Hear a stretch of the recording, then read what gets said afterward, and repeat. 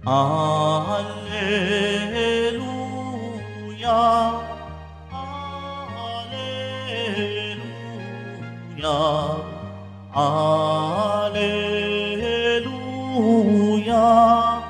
Alleluia.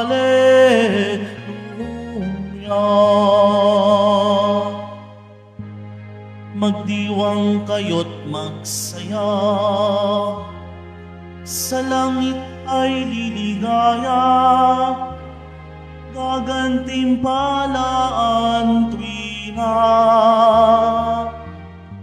Alleluia, Alleluia, Alleluia, Alleluia.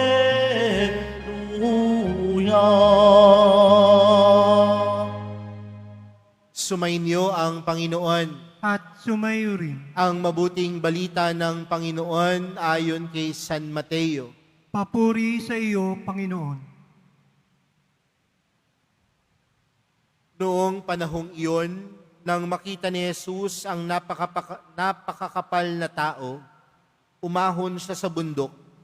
Pagkaupo niya'y lumapit ng kaniyang mga alagad at sila'y tinuruan niya ng ganito, "Mapalad ang mga aba na wala nang inaasahan kundi ang Diyos, sapagkat makakasama sila sa kanyang kaharian. Mapalad ang mga nahapis, sapagkat aaliwin sila ng Diyos. Mapalad ang mga mapagpakumbaba, sapagkat tatamuhin nila ang ipinangako ng Diyos. Mapalad ang mga nagmimithing makatupad sa kalooban ng Diyos, sapagkat ipagkakaloob sa kanila ang kanilang minimithi. Mapalad ang mga mahabagin, sapagkat kahabagan sila ng Diyos. Mapalad ang mga may malinis na puso, sapagkat makikita nila ang Diyos. Mapalad ang mga gumagawa ng daan sa ikapagkakasundo, sapagkat sila'y ituturing ng Diyos na mga anak niya. Mapalad ang mga pinag-uusig dahil sa kanilang pagsunod sa kalooban ng Diyos, sapagkat makakasama sila sa kaniyang kaharian. Mapalad kayo kapag dahil sa aking inaalimura kayo ng mga tao, pinag-uusig at pinagwiwikaan ng lahat ng uri ng kasamaan na pawang kasinungalingan. Magdiwang kayo at magalak, sapagkat malaki ang inyong gantimpala sa langit. Gayon din ang ginawa ng mga tao sa mga propetang nauna sa inyo." Mga kapatid, ang mabuting balita ng Panginoon. Pinupuri ka namin, Panginoong Heso Kristo. Magsiupo muna ang lahat. Magandang umaga po sa inyong lahat. Pwede bang batiin ng katabi ng magandang umaga? Sino po sa inyo ang gustong maging mapalad? At marahil, lahat tayo, yan din ang panalangin natin kapag tayo ay tumutungo sa loob ng simbahan. Father, bless our family. Sana po mabigyan po kami ng biyaya at maging mabiyaya po ang buhay namin. Pero mga kapatid, kapag napag-uusapan po ang pagiging mapalad, kapag napag-uusapan po ang buhay na puno ng biyaya, ano po yung mga bagay na pumapasok sa ating isipan? Father, mapalad ako kasi may sakit sa pamilya ko. Tama po ba? Mapalad ako, Father, kasi may hanap buhay ako. Mapalad ako, Father, kasi napagtapos ko po ang aking mga anak. Mapalad po ako, Father, kasi marami akong pera, marami akong ari-arian. At minsan, mga kapatid, inahalin tulad natin ang pagiging mapalad kung maginhawa ang buhay. Mapalad ang buhay kung walang problema. Mapalad ang buhay kung hindi humaharap sa unos. Pero mga kapatid, sa turo ng Panginoon sa ating ebanghelyo sa araw na ito, tila malaking kabaligtaran. Dahil sinasabi ng Panginoon, sino ang mapapalad? Ang mga aba, ang mga nahahapis, ang mga nagmimithing matupad ang kalooban ng Diyos. Tila kabaligtaran. Pero ang pagiging mapalad, mga kapatid, ay hindi pagkakaroon ng matiwasay na buhay, kundi ang tunay na mapalad ay pagkakaroon kay Jesus sa ating buhay. You are truly blessed not only because you have everything in the world, but you are truly blessed because you have the Lord in your life. At siguro yun po yung magandang panawagan sa atin sa araw na ito. Lahat tayo pwedeng matawag na mapalad kung nasa sa atin ang Panginoon. May paghihirap ka man, may unos ka man, may hinagpis ka man sa mga oras na ito, mapalad ka dahil nasa iyo si Jesus. Mapalad ka dahil nasa iyong mahal na pong Jesus Nazareno. Kaya pwede bang tingnan mo yung katabi mo? Mukha ba yung may problema? Mukha ba yung may unos? Sabihin mo sa kanya, mapalad ka.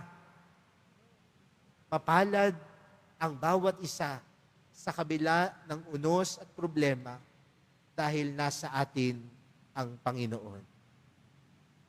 Pangalawang bagay, mga kapatid, pinapahiwatig sa atin ng sermon ni Jesus sa bundok na sa buhay natin, humaharap tayo sa mga unos ng buhay. Humaharap tayo sa problema, pero sa bandang dulo ng ating ebanghelyo, ano ang sinabi ng Panginoon? Magdiwang kayo at magalak, sapagkat malaki ang gantimpala, malaki ang inyong gantimpala sa langit. Sa madaling salita, mga kapatid, ang pagiging mapalad, nagdudulot sa atin maranasan ng gantimpala ng Diyos. Ang pagiging mapalad, nagdudulot sa atin maranasan ang kabutihan ng Diyos. Pero mga kapatid, tandaan din natin na ang kabutihan at pagpapala ng Diyos, hindi lang natin matatamo sa kabilang buhay. Bagkus ang pagpapala at gantimpala na mula sa Diyos, dapat na isa sa buhay sa ngayon. Minsan, dahil nga sa napakarami nating problema, malungkot ang buhay, dahil nga sa napakarami nating unos, sa marami nating iniisip sa buhay, tila nakakalimutan natin ang kabutihan ng Diyos. Pero hindi natin maalis, mga kapatid, na sa kabila ng pagsubok ng buhay, may Diyos na mabuti. At ang Diyos na mabuti na ito, ang magpapaunawa sa atin, mapalad tayo. Mapalad tayo. Hindi dahil kaya nating lagpasan ang lahat ng unos at problema ng buhay. Kung bakit? Ngunit mapalad tayo dahil meron tayong Diyos na mabuti. What makes our life blessed is not just simply because we can overcome all problems that we encounter in life. But what makes our life blessed is simply because we have a God who is all good. Mapalad tayo dahil meron tayong Diyos na mabuti. Kaya po sa pagpapatuloy po ng ating banal na misa para sa araw na ito, pinapaintindi sa atin at pinapaalala sa atin ng Panginoon na ang pagiging mapalad ay hindi lang pagkakaroon ng lahat ng ari-arian sa mundong ito, kundi ang pagiging mapalad ay pagkakaroon kay Jesus sa ating buhay. At mapagtanto natin sa hirap ng buhay, anumang unos, mapalad tayo dahil meron tayong Diyos na mabuti.